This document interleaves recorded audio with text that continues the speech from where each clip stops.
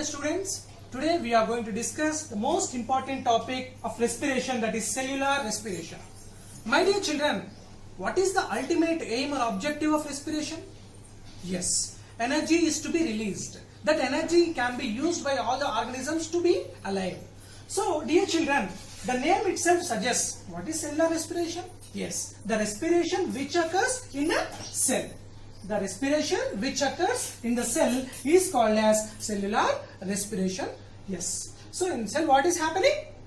Yes, the food molecule is broken down and the energy is released. This process is occurring in cell. So such a process is called as cellular respiration, children. Now this cellular respiration is basically of two types, children. The respiration which takes place in the presence of oxygen. The respiration which takes place in the presence of oxygen is called as aerobic respiration.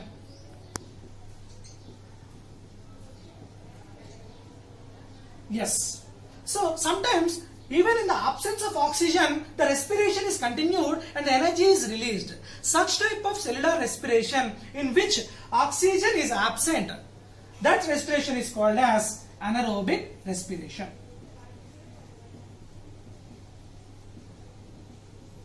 So children, what are the basic two types of respiration? One is aerobic respiration where oxygen is present. One is anaerobic respiration where oxygen is absent. Right. Now let us discuss what are the sites of cellular respiration.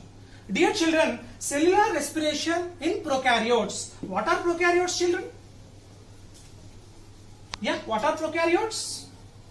Yes, prokaryotes are the single-celled organisms which doesn't have a nuclear membrane. For example, bacteria. In prokaryotes, the cellular respiration occurs in cytoplasm. What is the plasm, Nana? Cytoplasm. Cytoplasm is the fluid which is present in the cell. So in prokaryotes, cellular respiration occurs in cytoplasm. So let me write it down. Prokaryotes, where what is the site of cellular respiration? Yes, cytoplasm. Now, let us discuss what is the site of cellular respiration in eukaryotes.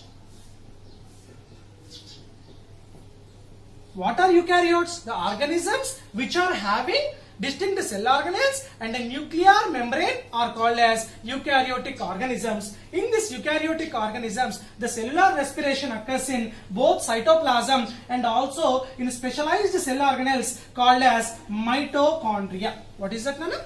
What is the special cell organelle in which cellular respiration occurs in eukaryotes? One is cytoplasm and the other one is mitochondria. About mitochondria, children, we have learned in 9th class. This mitochondria is called as powerhouse of the cell. Why is mitochondria called as powerhouse of the cell? Yes, the energy required for the cell is produced in a special cell organelle called as mitochondria. So that's why mitochondria is called, yes, very important point, ma. Mitochondria is called powerhouse of the cell. Yes. Now observe the parts, ma. What are the parts of mitochondria? It is a double membrane structure. The outer membrane is present, the inner membrane is present, and the inner foldings are called as, cristae, and the spaces between the cristae are called as matrix. This is the structure of mitochondria. Already you have learnt in 9th class. These are called as powerhouse of the cell where the energy is produced. My dear students, right. Then where is energy stored in mitochondria? Mitochondria energy is produced, but it is stored in a special compound called as ATP. The energy produced in mitochondria is stored in a special compound called as ATP. What is it, ma'am? ATP. ATP means the full form is adenosine triphosphate. The full form of ATP? Adenosine triphosphate. So the energy is stored in a special compound called as ATP, and whenever the cell requires energy, the ATP sends that energy to the cell. So each ATP has around 7,200 calories of energy. When the ATP is broken down, the energy is produced. Whenever the energy is required for the cell, the ATP breaks down to give energy. So each ATP molecule gives how much energy? 7,200 calories. So my dear children, ATP, in ATP the energy is stored in the form of phosphate bonds. Imagine this as adenosine, and these are all the phosphate bonds. So this is ATP. In order to get the energy, the final phosphate bond is broken down to get energy. This is broken down to form ADP, adenosine diphosphate, and inorganic phosphate. So in order to get energy from ATP, the phosphate bond has to be broken down. And from each molecule of ATP, from each ATP we get around 7,200 calories of energy. This is the main important topic of cellular respiration. Now let us discuss what are the two types of cellular respiration in detail. You go.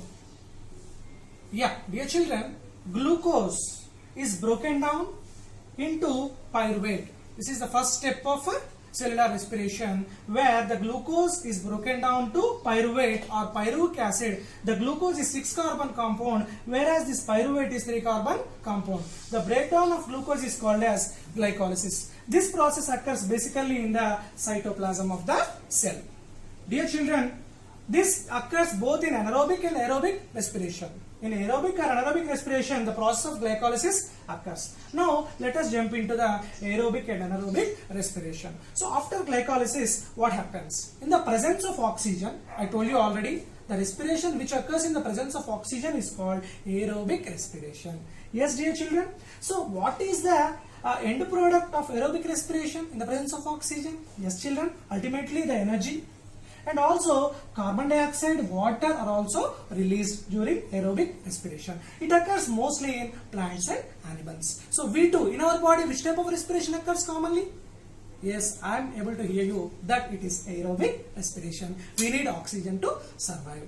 Right children, now let's go to anaerobic respiration. Here the oxygen is absent and respiration is still continued. For example, in bacteria, what happens is energy is produced and also another compound called as lactic acid is also produced in bacteria.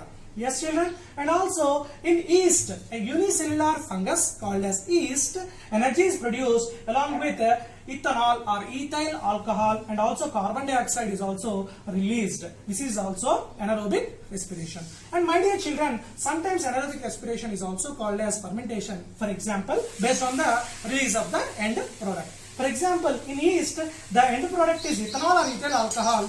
Here already the fermentation is nothing but the process of production of alcohol from sugars. So here sugar molecule is glucose and alcohol, ethanol is produced. So this process is called as fermentation. Did you understand the concept, children? Yes. So aerobic respiration, anaerobic respiration, and these are all occurs in the different organisms. This is cellular respiration. Thank you so much.